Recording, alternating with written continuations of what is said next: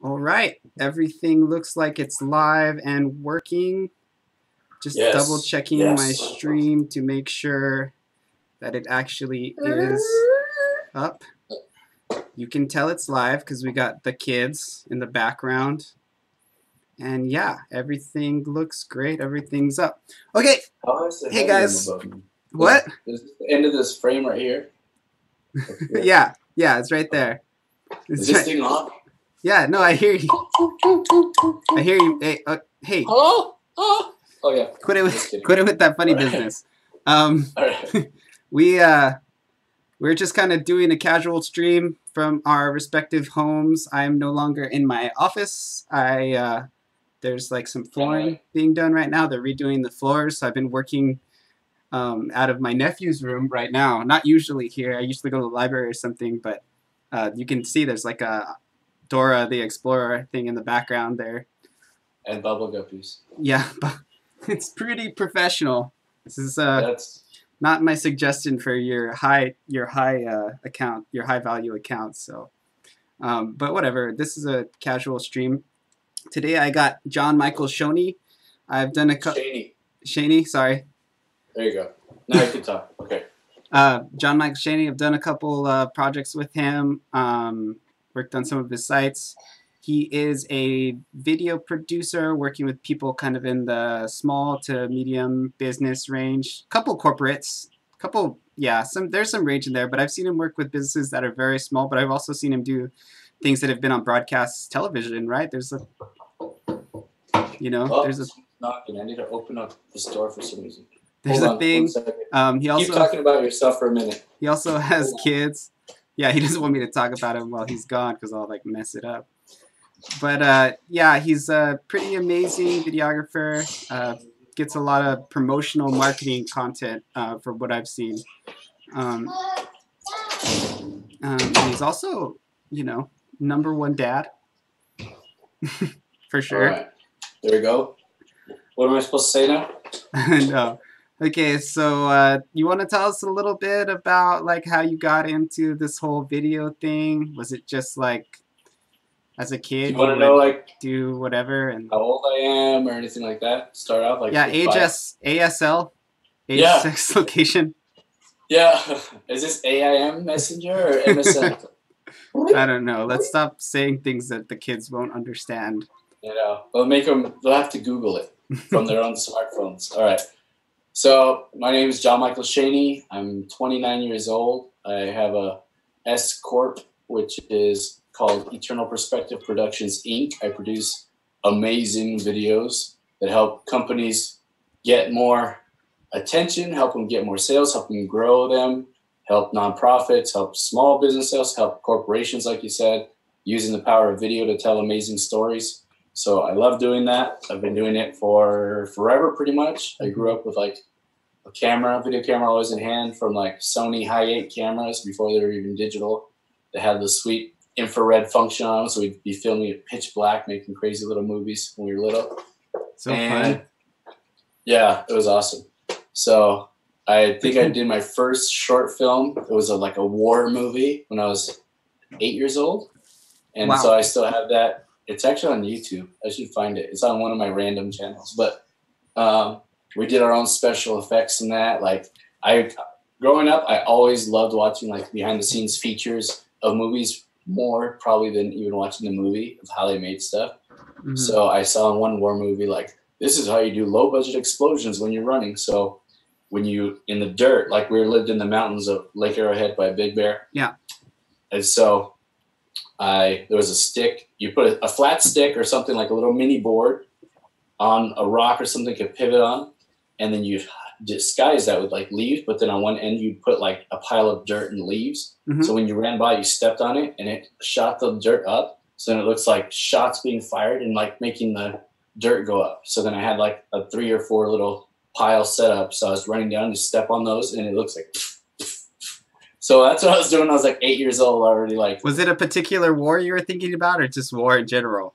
No, I was like, I've escaped from the war. So it's just like the war. So, but yeah, I was like super, super young doing that, editing it. We had to edit together on like in camera. Mm-hmm. because it wasn't digital editing. So like playing the tape back. And so some scenes you can see at the bottom right, even though it's black, you see like the time code like because we redid it like 3 times, so you just see the time code like skipping, and then the next scene would happen. So Yeah. it was fun. I did a couple short films, but when I was a kid. But you know, I don't think I really stuck with that. I built websites as well. It's kind of interesting how Yeah. these kind of things start, and at such an early age. I remember for me, and this is not my interview, but it is. We can talk It about is. Joe It's a your little show. bit here.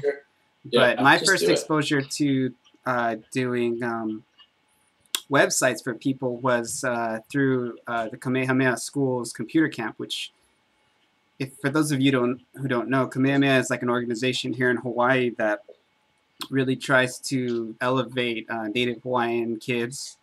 And you know, it's not a perfect organization, like anyone isn't, but they do help people.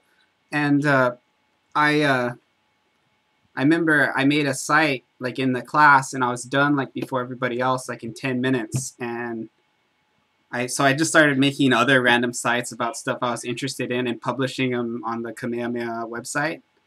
And the guys there were like really mad because I was just working on something random when they walked up to my screen. But then I showed them like, no, I already did what you said. I just did all this other stuff too because I finished so fast. And after that, I just started making websites for everybody, making them for, you know, my friends, like a landscaping business who was like mowing people's lawns. Say it sold a bunch of like Hawaii jellies, Lay's, different stores. Made from the lawn clippings. No, jelly made from lawn clippings? No, that sounds gross. Maybe if it's like jelly for cows. Non-GMO, that'd fly in Hawaii. Yeah, it might, but most grass is actually GMO, dude. Before, and you said like you finished so quick, and the teacher came around, and they were mad at me. Yeah, he scolded me because they thought I was just goofing off. Which you were, because it was so easy for you, but you did the homework. No, I did what he said. Yeah, I did all the work, but it was. But then after you were goofing out making new sites because you were like so good at it. Yeah, I know it came really natural to me, and for the other kids, they're like, "How you click this, whatever." It's funny too because now I actually teach kids how to make websites at STEMworks. It's like an after-school program here in Hawaii. Circle of Life.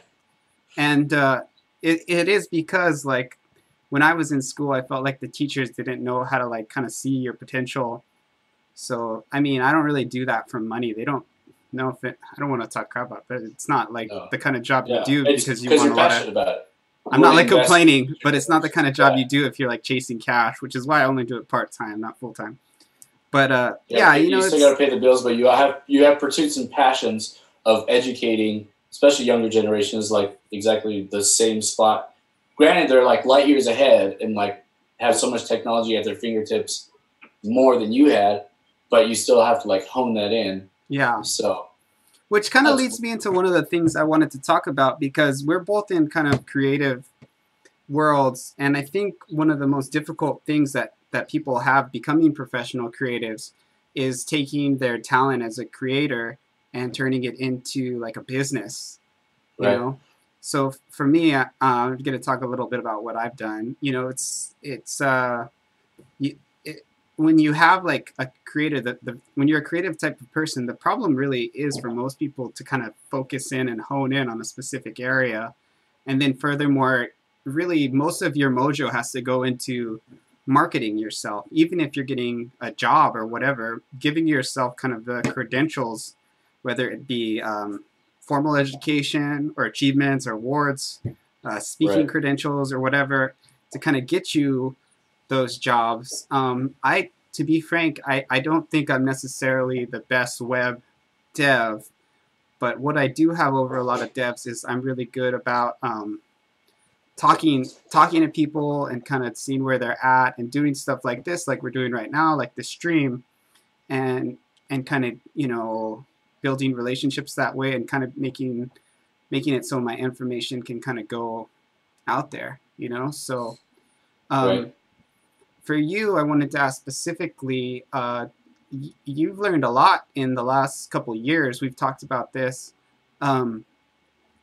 previously, just because of the way your business was structured with your incorporation, you had a really big difference in like the amount of money you made. Could you talk a little bit about that for me and the viewers? Yeah. So I mean, like the full. Oh, somebody's calling. I'll answer it later. All right. Business can wait. This is important. Thank you. I mean, my Zoom screen shrink though. Let me see. There you go. You're back. All right. So I've had my company for 4.5 years now for Eternal Perspective Productions. I started it in San Diego. I still function and operate in and around San Diego. I'm living a little bit north of San Diego, but past 6.5 years we've been in San Diego area. Yeah. And it kind of came out. I told you, like, I started with video and did all that, and we got into like junior high and high school. I was always skateboarding, so filming that's when digital came out, and had a Canon ZR65, a tall little skinny digital camera, and we would always film with that. And we had to get a FireWire cable, then we had to get a. That's a pretty like obtainable budget wise camera, right? It's not too. Yeah, it was like $200, I think. Yeah, which was like, yeah, it's a cheap thing. It was like, we could get a digital camera if we put all of our allowance and birthday money together. So me and my older brother, like, I think I bought the camera, and then we went to Best Buy, and he bought like this HP tower that was rated to handle video editing and digital video. Mm-hmm. So we bought that, and it came with the flat screen monitor, which meant the front was flat, but the monitor is like this big, deep, and it's just a flat glass. So we had we had a flat screen monitor and this computer, and we can edit our digital videos on like Windows Movie Maker. Windows Media Player? Movie Maker? No, it was the Movie Maker, like came with it free. Media Player just for playing back. Oh, wow. I think there was a period in Windows history where the Media Player did editing, but you know. That's probably when they segmented Windows Movie Maker to be an editing platform, because that comes free. I don't know if it's still there. I don't have PCs right now, but it's just like the free. It's like the iMovie of PC. Yeah. So we had that, learned how to do that, always made like our dumb little videos, dumb music videos, Bales videos from skateboarding and all that. And then I'll speed this up so it doesn't take a long time to get to present day. But when I was 15, we were living in Twin Peaks, which is up there by Lake Arrowhead. And we were driving by at night, and there's all these like crazy floodlights on at these little cabins. Mm-hmm. And it's like, what are they doing? And like, it's a small town up there. So everybody's like, they're filming a movie up here. So I was like, oh, okay. Like in my head, I was like, how do I work on this movie? So I literally like just went to the set one day and like walked up and I was like, do you guys like need any help? Like I had to like my parents drive me because I'm like 15. I was like, Mom, can you take me so I can ask if I can work on this movie? So I went and I said like, hey, can I like help? And they're like, well, there's like legalities because you're under 18. If your parents sign a waiver, you can work up to like 4 hours a day. So I was like, okay, like, what do you guys need help with? So then they ended up hiring me as a art department production assistant. Whoa. Just running around. Yeah, so I helped them. And it was like a B movie. It's still like kind of famous-ish actors. Like the main actor is Marcus Houston. He played Roger in Sister Sister. Okay. So, like, go home, Roger. And he's a singer, too. That. He's a singer in B2K or something. So the other guy that was the co-star was Omarion, who was a singer, too. So it's like, I'm 15. I was like, well, this horror movie starring Marcus Houston and Omarion and all these other random B actors. But I'm just like 15, like, I'm working on this movie. Like, this is awesome. For 4 hours a day. So, and then I got to learn because even as a PA in the art department, they're like, all right, so this is there's a killer in this movie. So we're going to set up a torture scene. We're going to make the killer's van really dirty. So I had to like set up these jars with like ears and like tongues and all these like random things in it. And it's just like, it was before Saw. So this was like the year 2004, I think I worked on, or 2005. Wow. So you were, where did you get the tongues and stuff? Like, was it just from like the supermarket, like the Asian market or something? Like prosthetic one. No. Yeah. We shipped it in from Mexico. No. So they're just like prosthetic ones, but I mean, when it's on there and in the scene to set it, and they put like food coloring, so it's like some are like green liquid in it, some are like red. So it's just like to set the scene, basically. What a random place to start, man! Jeez. That was my first official movie I worked on. It's called Somebody Help Me. Well, it's actually I have IMDb credit for it. So it's like, wow, it's on your IMDb list. Yeah. That's just something good to show you guys. Sometimes if you want to get the gig, you just have to go and ask for it and be like, hey, can I do this? And that in of itself is, I think, is a skill that will get you very hard, pretty much in anything. And Yeah. being okay with them, doing it, and being okay with them shutting you down too, and then not letting that like kind of lead you to despair, which I think happens to some creatives as well. Getting that first no will make you think, okay, maybe this isn't right for me, and you got to really be okay with that. I know Jon-Michael a little bit, and I know he's the kind of person who can handle that, and he has that kind of inward value that doesn't really he doesn't really necessarily see it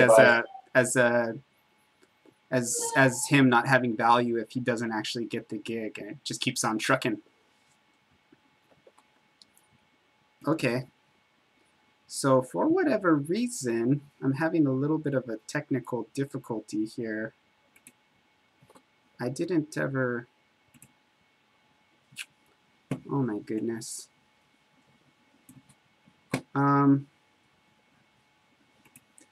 We're gonna have to pause it and make a part 1 and a part 2 because I'm having a pretty serious issue. So this will be part 1.